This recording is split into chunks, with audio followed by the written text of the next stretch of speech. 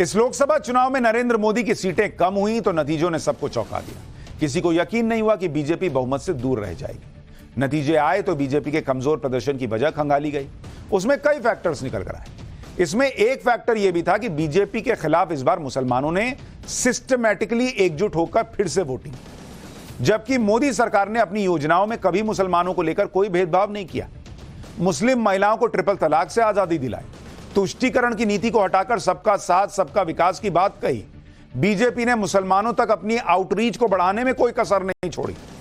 इसलिए जब कई सीटों पर मुस्लिम वोटर्स ने बीजेपी के खिलाफ एकजुट होकर वोट किया ऑपोजिशन को, तो यह बात बीजेपी के कुछ नेताओं और समर्थकों को परेशान करने लगी कि भाई सबका साथ सबका विकास कर रहे हैं, दूसरा सुनने को ही तैयार नहीं।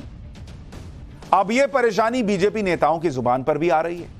जैसे बंगाल में बीजेपी के बड़े नेता हैं शुवेंदु अधिकारी, जिन्होंने कह दिया कि जो हमारे साथ हम उनके साथ, सबका साथ सबका विकास बंद करो। बीजेपी की प्रदेश कार्यकारिणी की बैठक चल रही थी। शुवेंदु अधिकारी ने यह तक कह दिया कि पार्टी को अल्पसंख्यक मोर्चे की भी जरूरत नहीं है। आप भी शुवेंदु अधिकारी का यह बयान एक बार सुनिए, फिर बयान पर उन्होंने क्या सफाई दी वो बताऊंगा, और कुछ लोगों के मन में ये जो टीस है वो क्यों है, मुसलमान क्या किसी भी हालत में बीजेपी को वोट नहीं करता, उसका सच भी बताऊंगा। आमियो बोलेছি राष्ट्रवादी मुस्लिम, আপনারাও বলেছেন सबका साथ सबका विकास। আর বলবো না, বলবো जो हमारे साथ हम उनका साथ, जो हमारे साथ, जो हमारे साथ, जो हमारे साथ हम उनका साथ, सबका साथ सबका विकास बंद करो, नो नीड संख्यालघु मोर्चा। अब इसको लेकर बड़ी चर्चा शुरू हो गई कि शुवेंदु अधिकारी, कई लोगों ने सोशल मीडिया पे लिखा कि ठीक ही कह रहे हैं शुवेंदु अधिकारी कि जो हमारे साथ है हम उसके साथ है, अल्पसंख्यक मोर्चा बंद कर। कई लोगों ने इसका विरोध भी किया। हालांकि जब बयान पर विवाद बढ़ गया तो शुवेंदु अधिकारी ने सफाई दी। शुवेंदु अधिकारी ने साफ कर दिया कि उनका बयान पर्सनल है, उसका प्रधानमंत्री मोदी और सरकार के सबका साथ सबका विकास नारे से कोई लेना देना नहीं है। शुवेंदु अधिकारी को सुनिए कि उन्होंने क्या सफाई दी, फिर आपको इस नारे को लेकर शुवेंदु अधिकारी के दर्द की वजह बताऊंगा। बोलता है हिंदू पार्टी आया, क्यों हम लोग हिंदू पार्टी? हम लोग तो सबका साथ सबके लेकर काम करता है। हमारा नेता, हमारा प्रधानमंत्री, हमारा सरकार जितना भी स्कीम किया है सब देशवासी के लिए किया है। इसलिए मैं जो बात रखा है वो बात मेरा पर्सनल है और पॉलिटिकल है।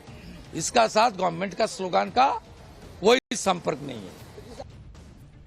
ऐसी बातों को लेकर विवाद तो बहुत होता है, लेकिन सच यही है कि बीजेपी ने पूरा जोर लगा दिया, कहीं कोई कमी नहीं छोड़ी। फिर भी मुस्लिम वोट पिछले 3 चुनाव से ज्यादातर बीजेपी विरोध में गया। आपको पिछले 3 लोकसभा चुनाव का आंकड़ा दिखाता हूं, आपको समझ में आ जाएगा कि शुवेंदु अधिकारी का जो दर्द है वो ऐसे ही नहीं है। अगर आप देखेंगे कि पिछले 3 चुनाव से जो मुस्लिम वोट है उसको लेकर आंकड़ा क्या कहता है, मुसलमान किसको वोट देता है, भाई बीजेपी ने घोड़े खोल दिए, सबका साथ सबका विकास। लेकिन अगर आप देखेंगे 2014 में क्या हुआ, अगर आप देखें यूपीए पहले था और अब इसको इंडी भी मान लीजिए इसी को, तो पहले क्या हुआ और अब देखिए एनडीए का क्या हाल था। 2014 में जो इंडी अलायंस था उसको 45% मुसलमानों ने वोट किया, 45%, और एनडीए को दिया 9%, मात्र 9%। चलिए ठीक है, तब तो नरेंद्र मोदी नए नए आए थे, लेकिन नरेंद्र मोदी ने मुसलमान को भी घर दिया, शौचालय दिया, राशन मिला, सब कुछ हुआ, सिलेंडर मिला। उसके बावजूद क्या स्थिति रही 2019 में, जो इंडी अलायंस या यूपीए उस वक्त था उसको 45% फिर मुसलमानों का वोट गया और एनडीए को फिर 9% ही रहा, कोई इजाफा नहीं हुआ। नरेंद्र मोदी ने बीजेपी के लोगों को कहा कि जाइए घर घर जाइए, लोगों से बात कीजिए, पसमानदा मुसलमानों की बात की। 2024 में क्या नतीजा रहा? 2024 में नतीजा इस बात का यह रहा, सबका साथ सबका विकास, ये सब कुछ करने के बाद इंडी अलायंस को 65% मुसलमानों ने वोट किया और एनडीए का वोट जो है वो मात्र 1% बढ़ा, 10%। यानी पिछले 10 साल में नरेंद्र मोदी के सबके साथ सबके विकास के बावजूद किसी सरकारी योजना में कोई भेदभाव नहीं हुआ, उसके बावजूद जो इंडी अलायंस या यूपीए है उसका मुसलमान वोट शेयर 20% प्लस में चला गया, और बीजेपी का या एनडीए का कितना बढ़ा? 1%। और अगर इसमें 2024 के चुनाव की तुलना 2019 से करते हुए बीजेपी का आंकड़ा देखें और कांग्रेस और उसके सहयोगियों का आप आंकड़ा देखिएगा, तो 2019 का जब चुनाव हुआ तो आप जो ये आंकड़ा देख रहे हैं 9% एनडीए का, इसमें बीजेपी कितनी थी? इसमें बीजेपी ही 9% थी। और ये जो आप यूपीए देख रहे हैं इसमें कांग्रेस 33% थी। 45 में से 33% कांग्रेस थी और उसके सहयोगी 12% पे थे। 2024 का चुनाव देखिएगा, बीजेपी का और घट गया बॉस। 2024 में बीजेपी 8% पे आ गई, 1% और गिर गई, और कांग्रेस का जो है वो इस 65% में 38% हो गया 2024 के चुनाव में, और सहयोगी तो 12% से बढ़कर 27% पे चले गए। 15% और मुसलमानों का वोट मिला। अब इसी पे पब्लिक कह रही है कि नरेंद्र मोदी अपना कलेजा फाड़ के भी रख देंगे तो लेकिन मुसलमान वोट नहीं देने वाला। ये दिख रहा है आंकड़ों में, ये चर्चा हो रही है लोगों के बीच।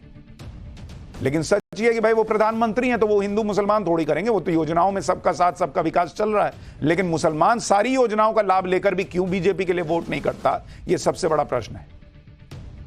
आप ये भी देखिए कि मोदी विरोध में मुस्लिम वोटर ने जिस इंडी गठबंधन का साथ दिया, उस इंडी गठबंधन ने मुसलमानों के लिए क्या किया। कांग्रेस ने इस बार सिर्फ 19 मुस्लिम उम्मीदवारों को टिकट दिया, जबकि 2019 में 34 मुस्लिम उम्मीदवार उतारे थे, यानी मुस्लिम कैंडिडेट घटा दिए कांग्रेस ने। इसी तरह जिस बंगाल में मुस्लिम वोटरों की अच्छी संख्या है, वहां टीएमसी ने सिर्फ 6 मुस्लिम कैंडिडेट उतारे, जबकि 2019 में 13 मुसलमानों को उतारा था। इसी तरह चुनाव में पीडीए का नारा देने वाली समाजवादी पार्टी ने मात्र 4 मुसलमान कैंडिडेट उतारे, जबकि 2019 में 8 मुस्लिम कैंडिडेट उतारे थे सपा ने। यानी इंडी गठबंधन मुसलमानों से भर भर के वोट ले रहा है, टिकट दे नहीं रहा है, फिर भी उनको भर भर के वोट मिल रहा है। मुस्लिम वोटों का यह पैटर्न पूरे देश में है कि जो भी बीजेपी के खिलाफ मजबूत दिखेगा उसे एक तरफा बल्क में मुसलमान वोट जाता है, ऐसा दिखता है। फिर चाहे लोकसभा चुनाव हो या फिर विधानसभा चुनाव। जैसे अगर आप विधानसभा चुनाव में देखिएगा, इसी मुस्लिम वोट की बात करूं कि मुस्लिम वोट विधानसभा में क्या स्थिति रही। अगर आप देखेंगे बिहार में 2020 में विधानसभा चुनाव हुआ था, उसमें क्या स्थिति रही भाई। जो महागठबंधन था लालू यादव एंड अलायंस, उसको कितने मुसलमानों ने वोट किया? 77% बॉस। 77% मुसलमानों ने 2020 के बिहार विधानसभा चुनाव में महागठबंधन को वोट दिया। आप देखिए बंगाल में 2021 में चुनाव हुए, 2021 में विधानसभा का चुनाव हुआ, टीएमसी को 75% मुस्लिम वोट गया है। 75%। 2022 में आप देखिए यूपी में चुनाव होता है, यूपी में 2022 का जो चुनाव हुआ, उसमें जो समाजवादी पार्टी है उसको 79% मुसलमान वोट कर रहा है। अब ये बल्क वोटिंग नहीं है तो क्या है कि एक तरफा एकदम धुआंधार वोटिंग चल रही है। और इसीलिए बीजेपी का समर्थक भी सवाल पूछ रहा है कि जिस पार्टी पे हिंदूवादी पार्टी होने का आरोप लगता है, वो फिर भी सबका साथ सबका विकास कर रही है, मुसलमान तक पहुंचने का प्रयास कर रही है, मुसलमान के मन में जो बातें भर दी गई है उनको निकालने का प्रयास कर रही है। उस प्रयास का हो क्या रहा है। इसके बाद अब इस लोकसभा चुनाव में भी यही हुआ और बीजेपी के खिलाफ इंडी गठबंधन के लिए बंपर मुस्लिम वोटिंग हुई, जबकि बीजेपी ने आउटरीच में कोई कसर नहीं छोड़ी। बूथ लेवल तक जाकर मुस्लिम समाज को साधने की रणनीति बनाई गई, जिसके तहत बीजेपी के अल्पसंख्यक मोर्चा ने 3 महीनों में 22,700 स्नेह संवाद कार्यक्रम किए, जिनके जरिए देश भर के 1468 विधानसभा क्षेत्रों में 50 लाख से ज्यादा मुसलमानों से संवाद किया गया। इसके अलावा सभी 543 लोकसभा सीटों पर 18 लाख से ज्यादा मुस्लिम मोदी मित्र बनाए गए, यानी हर लोकसभा सीट पर करीब 2000 मुस्लिम मोदी मित्र बने। मुस्लिम बहुल पोलिंग बूथ्स पर मुस्लिम युवाओं को बूथ टीम की जिम्मेदारी दी गई। बीजेपी अल्पसंख्यक मोर्चा की तरफ से न दूरी है न खाई है, मोदी हमारा भाई है के नारे के साथ मुस्लिम वोटर से जुड़ने का प्रयास हुआ। रिजल्ट क्या आया? बीजेपी का मुस्लिम वोट 1% घट गया।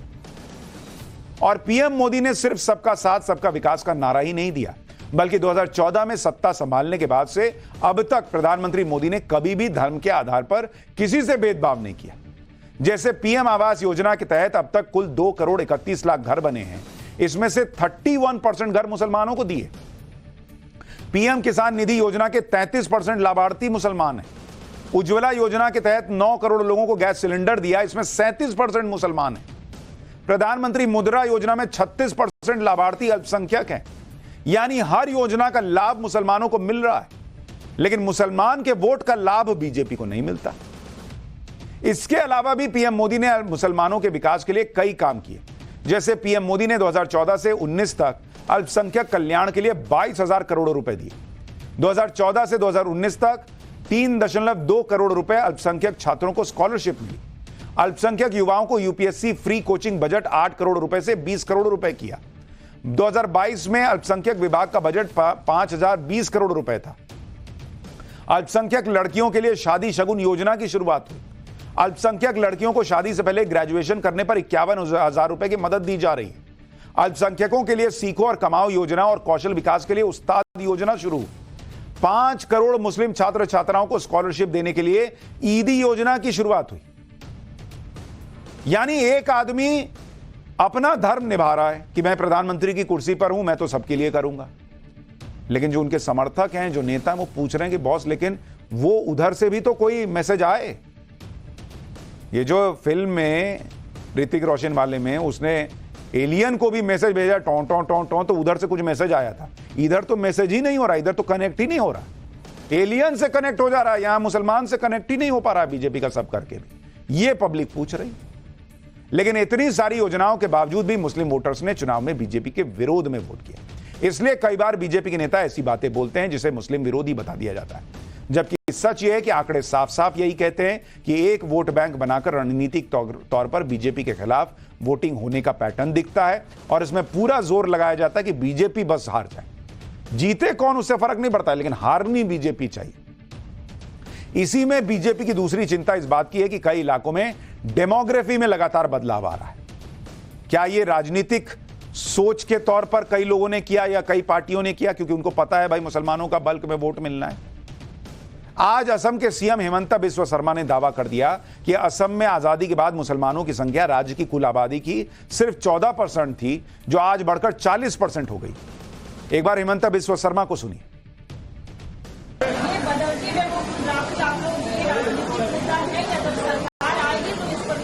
देखिए, बदलते डेमोग्राफी मेरे लिए, मैं असम से आया हूं, ये मेरे लिए बहुत बड़ा मुद्दा है।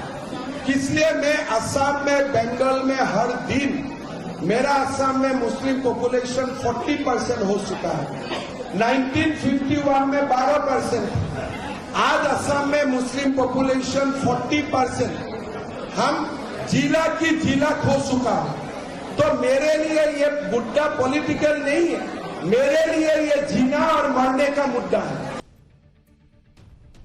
डेमोग्राफी में बदलाव के ऐसे ही आरोप उत्तराखंड को लेकर लगते रहे और इस बात पर फिर से चर्चा तब होने लगी जब उत्तराखंड की मंगलौर सीट के उपचुनाव के नतीजे आए। मंगलौर सीट मुस्लिम बहुल सीट है, जिसमें कांग्रेस के मुस्लिम कैंडिडेट ने उपचुनाव जीता है। तो यह चर्चा चलती रहेगी, लेकिन क्या बीजेपी इस पर भी कुछ सोचेगी, विचार करेगी, क्या होगा आगे, यह तो वक्त बताएगा।